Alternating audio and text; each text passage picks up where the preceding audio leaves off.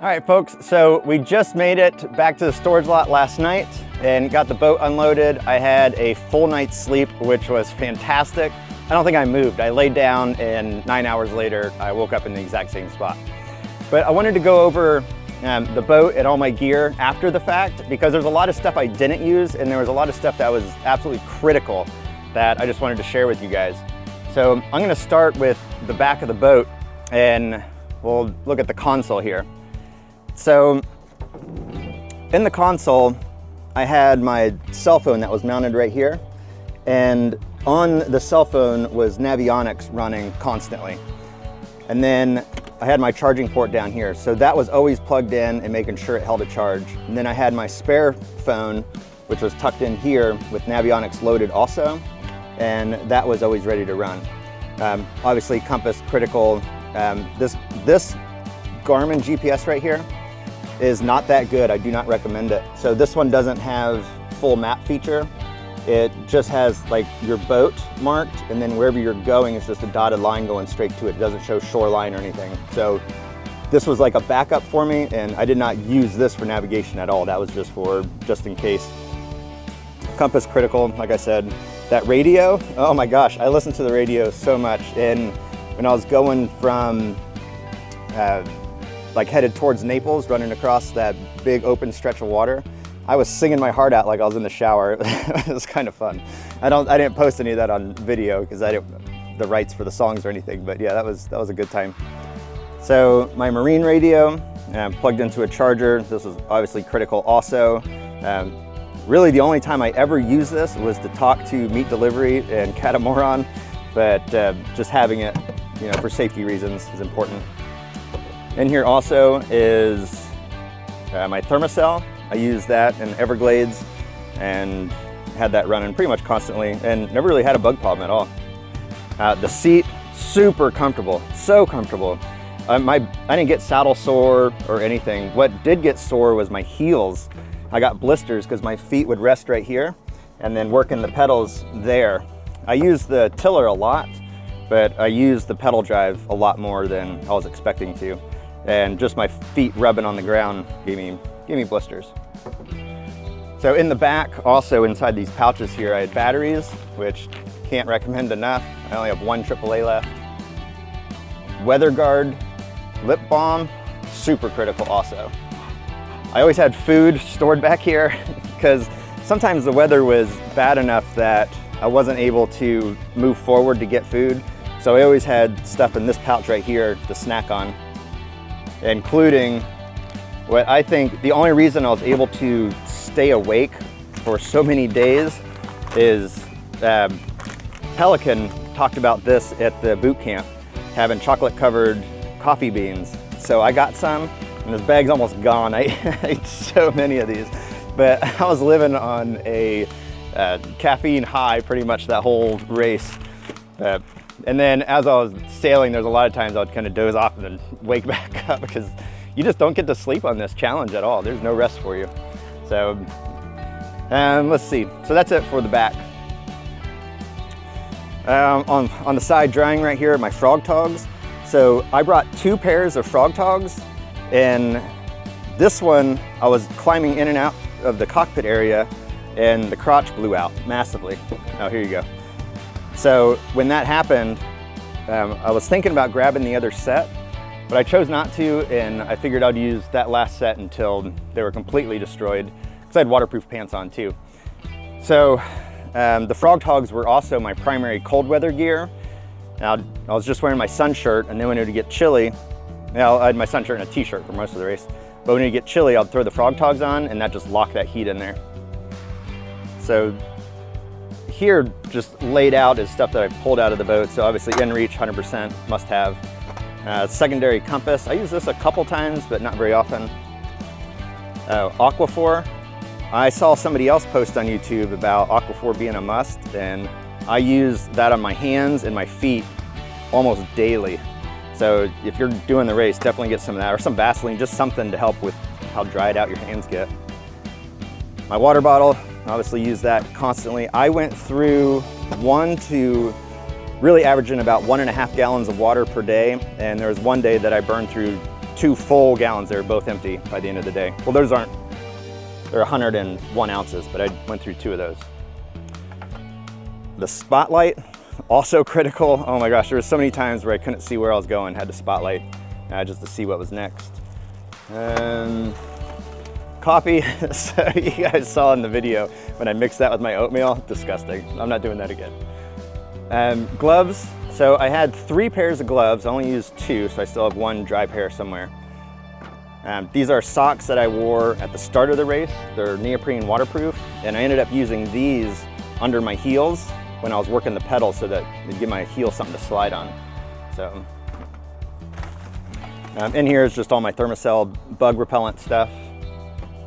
This I used a lot more than I was expecting to for the AMAs. So the AMAs, this one particular is letting water in either from under this seal here or through this seal here, but that one would hold a lot of water and I'd have issues with that side being heavy.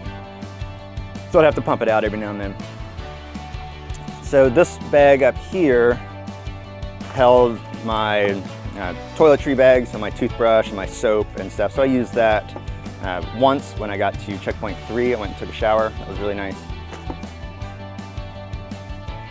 And then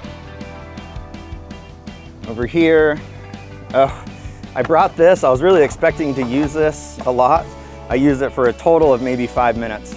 And the reason why is that my battery charger, I thought my solar charger died, but what really happened, I found out later, is that one of the cells in my battery died. So that's why I was reading 11.8, 11.9 that whole time, was because I was really pulling off the solar and the battery was just trash. So let's see. All right, so laid out, drying, because everything got a mess. Inside this was all my cooking gear, which I used daily also. And this bag, I didn't really open this. Let's see, oh, my sleeping bag. I never used my sleeping bag. Oh, that's my sleeping bag in that one. This one has something in it. But the sleeping bag stayed in that bag the whole time. The only thing that I used was this Whoopee. That was the only blanket I used and the only blanket I needed. I was never cold. This whole race I was never cold. Oh, inside here is my tent. So that was just another sleeping area if I needed to, another shelter if I went to shore. This is my, just my nav, not, oh my God, my brain just died out for a second. This was my Thermacell bag. That's what I was thinking of with this one. So this is just my med kit in here. And then there's one of those aluminum blankets things in there. A sponge. This is my clothing bag. Never use this except for to get my shore clothing out. So all the required clothing never got used here. So you can see this one had my real thick fleece in it. This is a bunch of different hats and beanies, long johns, underwear and stuff, lava core, more long johns, and some more, oh, just another top. So this is the clothes that I wore the whole time, primarily.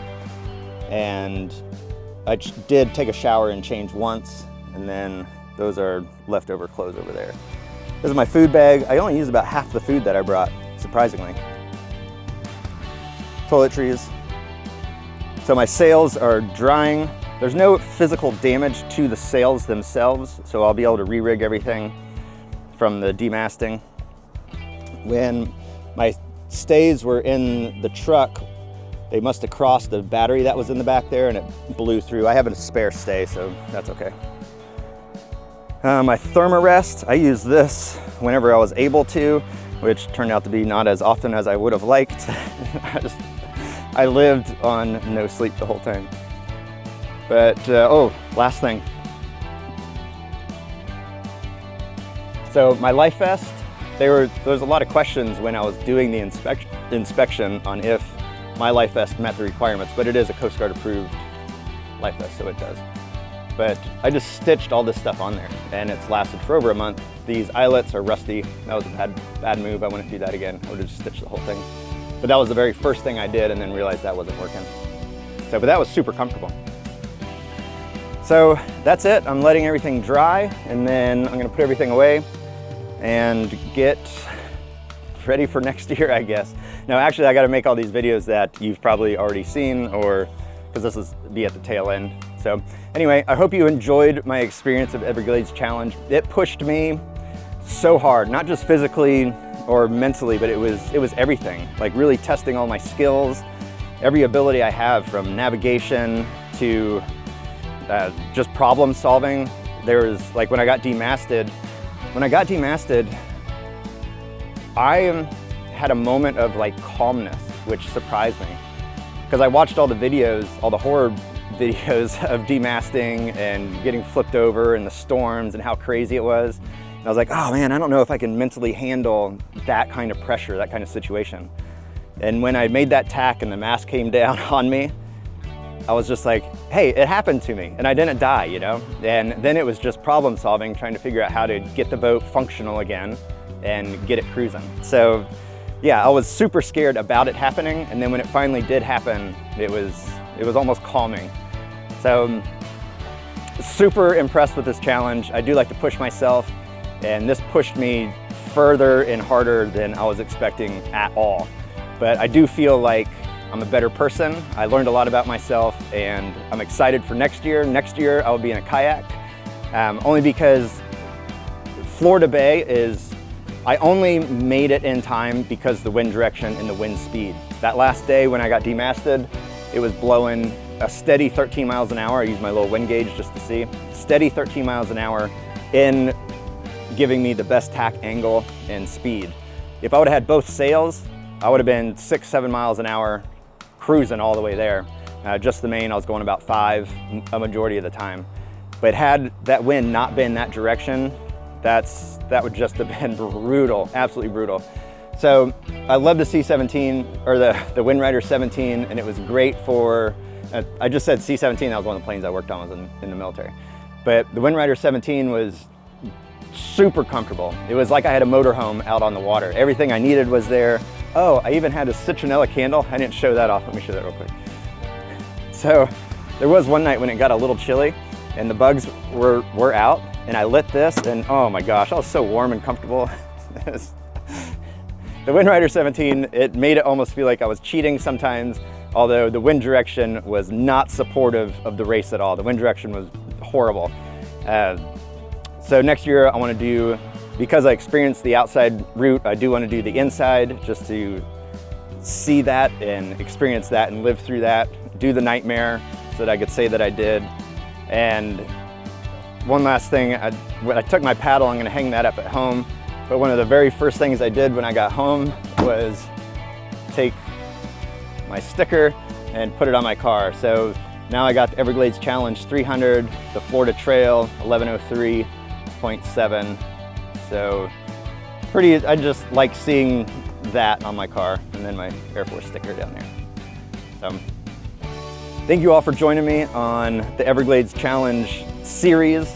It was so much fun, and I hope to see you guys in the next adventure. And I'm not sure what that'll be, but probably the Texas 200. That's coming up pretty soon, so I'll probably jump in on the Texas 200 and see what Ziggy's life is all about over there on that side. So thank you all, and I will see you next time.